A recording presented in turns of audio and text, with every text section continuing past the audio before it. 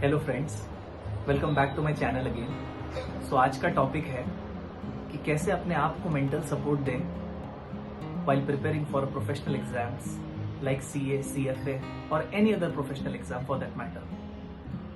क्योंकि एक चीज याद रखना फ्रेंड्स, आपका हार या जीत एग्जाम में नहीं होगा, आपका हार या जीत जर्नी में होगा। और प्रोफेशनल कैंडिडेट का journey is a preparation journey. Exam तो एक रिफ्लेक्शन है आपके प्रिपरेशन जर्नी का। तो मेरे को जहां तक लगता है, एक प्रोफेशनल कैंडिडेट, एक प्रोफेशनल स्टूडेंट तीन चीज से हमेशा बहुत ज्यादा डील करता है while preparing for a professional exam. एक, सिलेबस बहुत ज्यादा वास्ट होता है। दूसरा, सिलेबस टफ है। एंड तीसरा, टाइम बहुत कम है।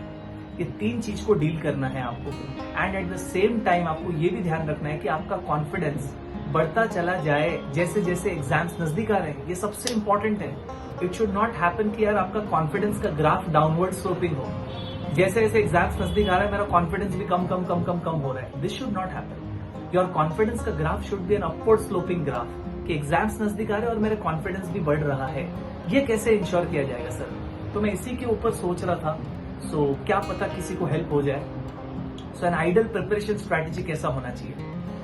आपने जो कोई भी क्लास ज्वाइन किया है या कोई भी इंस्टीट्यूट आपने ज्वाइन किया है for preparing for professional exam, तो फर्स्ट चीज आपको ये ध्यान रखना है, जो भी आपका फर्स्ट रीडिंग होगा ना, या फर्स्ट रिवीजन बोलो, वो आपको बहुत जल्द करना है। इन द सेंस में ये बोल रहा हूँ कि क्लास में जो भी पढ़ाई हुआ, फॉर एग्जाम्पल ऑडिट में कोई एक टॉपिक हो, तो आपको तुरंत जो टॉपिक हुआ उसको घर पे आके सबसे पहले तो देखना है।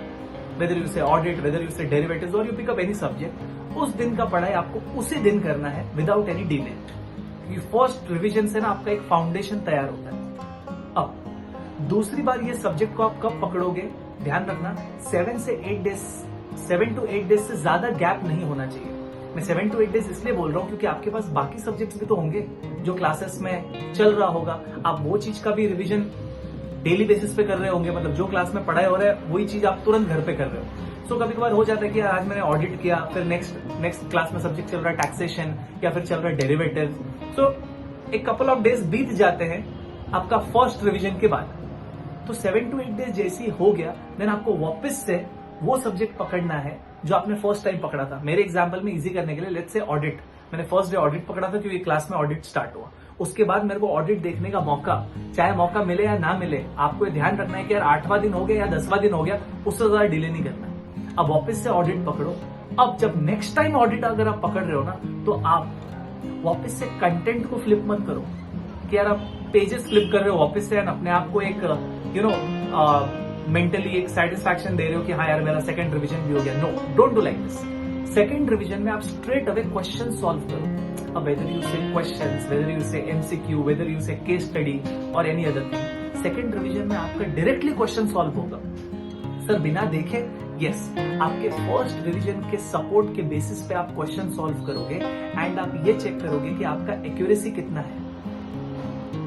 अगर आपको ये दिखा कि मैंने जो आंसर्स लिखा और एक्चुअल आंसर्स जो होना चाहिए था उसमें बहुत कम डाइवर्जेंस है, यू अंडरस्टैंड डाइवर्जेंस, कि मेरा आंसर्स और एक्चुअल आंसर्स मोटा मोटी मैच कर रहा है, इसका मतलब फेयर इनफ, आपको वो चीज आता है। और अगर डाइवर्जेंस बहुत ज्यादा हो गया कि यार मैंने जो लिखा और एक्चुअल आंसर्स तो कुछ अलग ही है, तो कितना डाइवर्जेंस हुआ है, कितना अलग है मेरा आंसर, जितना अलग है आप वही चीज का रिवाइज करो। जैसे आपने लगा 20% तो मैंने सही लिखा था, लेकिन 80% तो कुछ अलग ही हो गया मेरा आंसर, एक्चुअल आंसर से मैच नहीं कर रहा है। तो जितना पार्ट आपका अलग हुआ, आपको ये पता चल जाएगा एक्चुअल आंसर्स पढ़ने के बाद कि मेरा कहाँ कहाँ पे आंसर्स अलग हुआ है और मैं कहाँ कहाँ फ्लंक कर रहा हूँ, फ्लॉ है मेरे में, वो चीज का आप रिवाइज कर लो। What's the issue?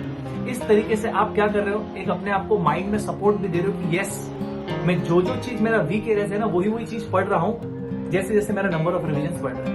फिर आएगा थर्ड रिवीजन में वापस से question solving and the case study solving session रहेगा, राइट? उसमें आप देखोगे कि आपका डाइवर्जेंस कम हो गया। इट इज लाइक आपको पता चलेगा कि मैं जो लिख रहा हूँ वर्सेस जो एक्चुअल आंसर है उसमें ना 70% का मैचिंग दिख रहा है, तो सिर्फ 30% अभी भी फ्लॉ है। ये 30% में कहाँ पे चूक रहा हूँ, फिर उसका रिविजन। ऐसा करते करते करते करते जैसे जैसे एग्जाम्स नजदीक आएंगे ना, यू विल फाइंड कि आपका एक्यूरेसी इंप्रूव होते जा रहा है।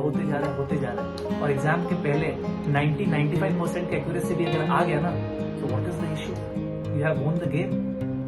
100% आ जाए तो बहुत ही अच्छा है, राइट? इस तरीके से आपको सारे सब्जेक्ट्स करने हैं। First revision aggressive, second revision में straight away go to the question solving series.